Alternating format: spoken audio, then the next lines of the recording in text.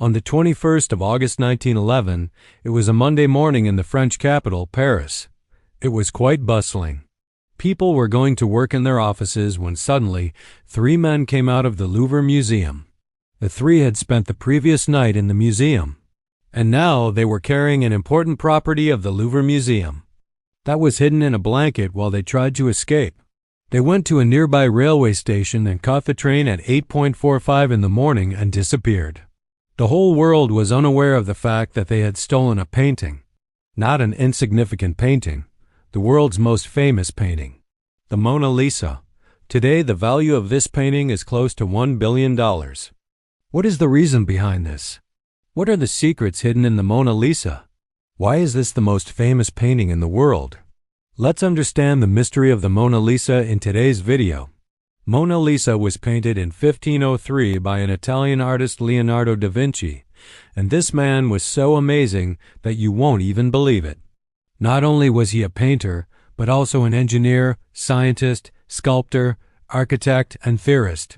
He had knowledge of so many subjects, be it painting, cartography, astronomy, anatomy, botany, hydrology, geology, optics, or even paleontology. An entire video can be made on his life.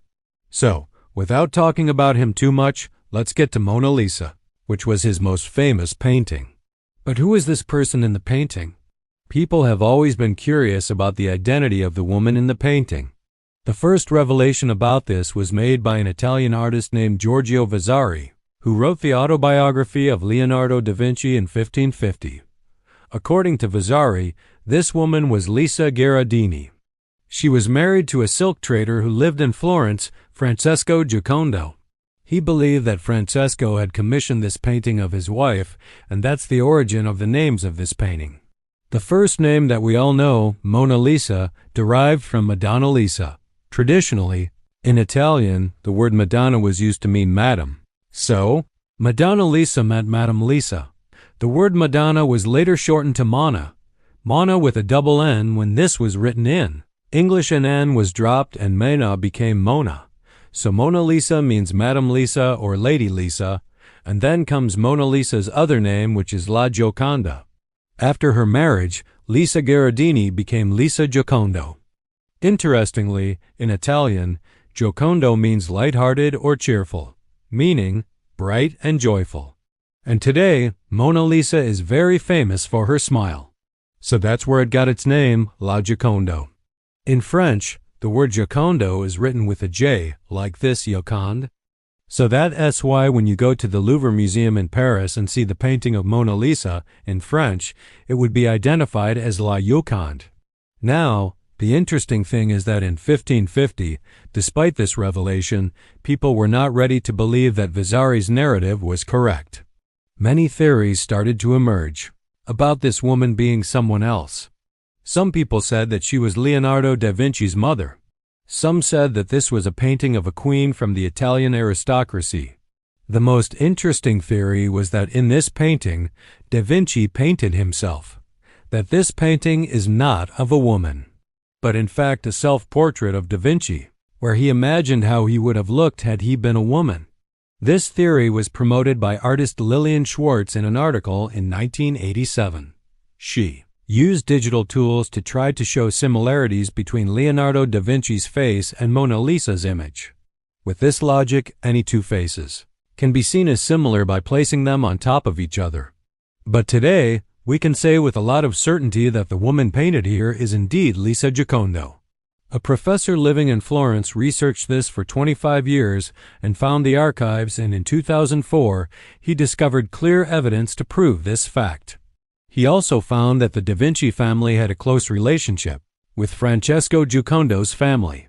He also found a record that Lisa's marriage was registered on the 5th of March 1495 when Lisa was 16 years old and Francesco was around 30 years old. He found that Leonardo da Vinci's father and Lisa's husband knew each other very well. And it's possible that this painting was commissioned not by Lisa's husband, but by Leonardo's father. Pallanti says that when the Mona Lisa was painted, Lisa was 24 years old, and that there might have been two reasons for painting this. The first reason is that in 1503, when Francesco and Lisa bought their home, or the second reason is that in December 1502, when their second son was born. The second reason seems more probable because 3 years before this, in 1499, Lisa lost her daughter. If you look at this painting closely, you will see a veil over Lisa's hair. Many people call it a mourning veil. It is a veil that is worn when someone in the family has passed away. Now, one question arises here: if Da Vinci was Italian, Mona Lisa was Italian, then why is this painting in France today? Well, the thing about this is that in the year 1516, the King of France, King Francis I, invited Leonardo da Vinci to live in France. And so, Da Vinci moved from Italy to France and took with him the Mona Lisa. Historical records aren't clear about this, but it's believed that Da Vinci hadn't completed the painting yet. 15 years after starting the painting, he was still working on this painting, trying to modify it and make it better. Meanwhile, in the year 1519, Leonardo da Vinci passed away during his stay in the French palace, and the king kept this painting as a part of his royal collection. About 150 years, in 1797, when the French Revolution happened, this painting was taken out of the palace and handed over to the Louvre Museum. I have made a separate video on the French Revolution in case you haven't seen it yet. Its link is in the description. The interesting thing is that this is the reason why the Mona Lisa was stolen in 1911. I had talked about this at the beginning of the video. The mastermind of this theft was Vincenzo Peruggia. He stole this painting together with his two friends. He was an Italian nationalist. He believed that this painting belonged to Italy, not in France. And so after stealing it, they took it to Italy.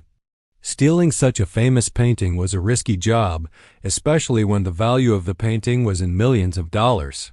So, obviously, Vincenzo wouldn't have felt safe after this theft. But before that, let's know the speciality of this painting. Why is it so special? First of all, the Mona Lisa was not painted on paper, canvas, or cloth. Instead, it was painted on poplar wood. In those days, it was the favorite wood of Italian painters. Secondly, this painting isn't large. Look at the photos. This is where it hangs in the museum. You can see its size in comparison to the people. This painting is only 77 centimeters by 53 centimeters. But still, it is considered so special because, in its time, in Italy, this was the first painting which focused so closely on the person. This is a half-length portrait. These types of shots are very common in photography today. But no one used to make such paintings in those days. If you look at the overall color grading of this painting, you will see a lot of brown and yellow shades. It looks like a dull painting. It is so yellowish that once a professor had declared Lisa to be a patient with high cholesterol. But there are two reasons for this. First, there is a layer of varnish on top of this painting, so that there are no ill effects of moisture on this painting since it was painted on wood. So it's necessary to protect it from humidity and moisture. And secondly, over time, there was bleaching. Originally, when this was painted, it used to be more bright and colorful. Some people tried to recreate this painting to see how it would have looked originally. Da Vinci used a very special painting style in this painting known as sfumato, the technique of blending. The background you see in this painting is a landscape. It is the Arno Valley in Italy. There are no clear boundaries or outlines between the background and Mona Lisa. In some places, Mona Lisa's hair is blended with the landscape. Blurring the outlines and blending the colors is the technique of sfumato. This is the secret behind Mona Lisa's mysterious smile. Look at Mona Lisa's smile carefully. The more you look at this smile, the more serious this face will look. But now look into Mona Lisa's eyes. Suddenly, you will see Lisa smiling more. If you look at any part of the painting, be it the background, Mona Lisa's forehead, or her eyes, you will see the effect. Lisa's face starts smiling more when you don't focus on the smile. To perfect this smile, Da Vinci spent the most time. He spent many nights in a hospital in Florence, where he used to go and remove the skin of D3-ad bodies. He wanted to study the facial muscles and nerves and how they work together to create a smile. He wrote in his book that the muscles which move the lips are more numerous in man than in other animal. It was very difficult for him to dissect the muscles of the lips because the muscles here are tiny and numerous. During this experiment, Da Vinci studied horses as well. He compared human expressions to that of horses. In the notes, he wrote, "Notice whether the muscle that raises the nostrils of the horse is the same as that which lies here in man. Hardly. Throughout history, any other artist has dissected the faces of a horse and a human and done these experiments." His obsession with Mona Lisa's smile didn't end here. After this, he did research on optics as well. He found that the light rays don't merge together into a single point on our eyes, rather they spread out over the entire retina. The center of the retina, known as the fovea, helps us see the finest details. On the other hand, the rest of the retina picks up shadows and black and white imagery more. Using this knowledge, he focused on the shadows in such a way that even when you see the Mona Lisa in your peripheral vision, as in, if you are looking this way and Mona Lisa is on the other side, even if you are not paying attention to Mona Lisa, the effect of her smile is still there. When you look at her smile closely, you will see that its central line is a flat line, is why when you look at her smile, it looks like she is not smiling at all. But on the other hand, the shadows created using the sfumato technique have such an effect that when you look elsewhere, your peripheral vision sees that smile and its shadows are reflected. And then you feel that Lisa is smiling. How would it feel if I told you that the Mona Lisa is not one painting, rather two paintings? This is not a conspiracy theory, it's the truth. Mona Lisa's painting, as we know, a similar painting was created at the same time. The story of this second Mona Lisa began in the year 1504 when another legendary artist named Raphael made a rough sketch using pen and ink. This sketch looked something like this, and if you compare it with the Mona Lisa in Louvre, you can see a huge difference. In this sketch by Raphael, you can see two columns behind Mona Lisa. Here, the researchers believe that Raphael must have made his drawing based on the Mona Lisa painting. So, it was initially brushed off. But this theory was disproved by a German art historian in 1993, and Professor Pallanti, whom I had mentioned earlier, who had been researching the identity of the Mona Lisa for 25 years, confirmed that Raphael actually lived right in front of the Giocondo family in Florence. So, does this mean that Raphael made an original painting on the same subject, with the same woman in the same pose? This seems quite unbelievable. Another answer to this question could be that another Mona Lisa painting exists which inspired Raphael to make this drawing. And this second Mona Lisa painting was revealed to the world in 1914. A novelist living near London, John R. Eyre, had a new version of the Mona Lisa. This is the new Mona Lisa painting, the same painting based on which Raphael made his drawing. This second Mona Lisa is 3.5 inches longer and 5 inches wider than the one in the Louvre. If you compare these two paintings, you will notice three things. First, the woman in this new Mona Lisa looks much younger. Second, the head in this new painting is tilted a little forward. And third, the expressions of this new Mona Lisa are very straightforward and clear. There is nothing mysterious about her smile that is in the Mona Lisa in Louvre. The two columns in the background are the ones seen in Raphael's drawing. Due to these reasons, a new theory is coined by the experts, that Leonardo da Vinci was actually working on two Mona Lisas. Leonardo da Vinci painted both these Mona Lisa, but the Isleworth Mona Lisa that was later discovered was the first version of da Vinci's painting. He was experimenting with his style then, and this is why the Mona Lisa in that painting looks younger than the other Mona Lisa. This theory remains a topic of debate to date. In 2010, the Mona Lisa Foundation started an investigation on the Isleworth Mona Lisa to find out the secret behind it. And they came up with another theory. They said that the face and hands of this new Mona Lisa were indeed painted by da Vinci, but the background was painted by an inferior artist. Perhaps a person working in Leonardo's workshop had finished this painting. Both these theories remain mere theories because no solid evidence has been found on either side. Coming back to the theft of the Mona Lisa, it was found that the mastermind of this theft, Vincenzo Peruggia, was an employee in the Louvre Museum. One day, he hid in some corner in the museum and spent the night there, after which, the next morning, he walked out with the painting. He believed that since Leonardo da Vinci was an Italian, this painting should be in an Italian museum.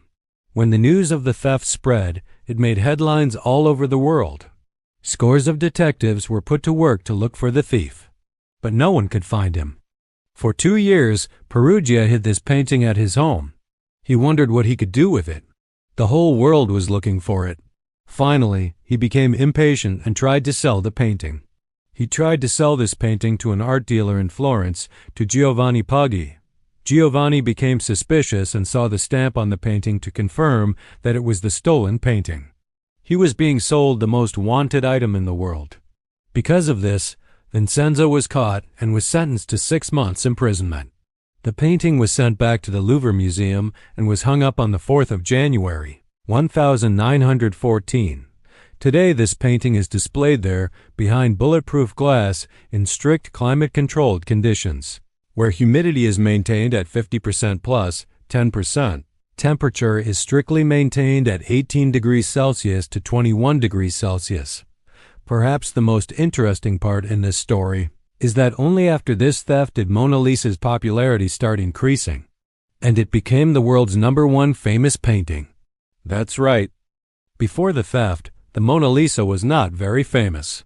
People who were interested in art knew about the Mona Lisa, but the common folks did not know about the Mona Lisa. So, if you go to the Louvre Museum and see the painting of the Mona Lisa and you see a crowd of people around it, then you can blame Vincenzo for this popularity. If you like this video, please subscribe for more mystery videos. Thank you very much.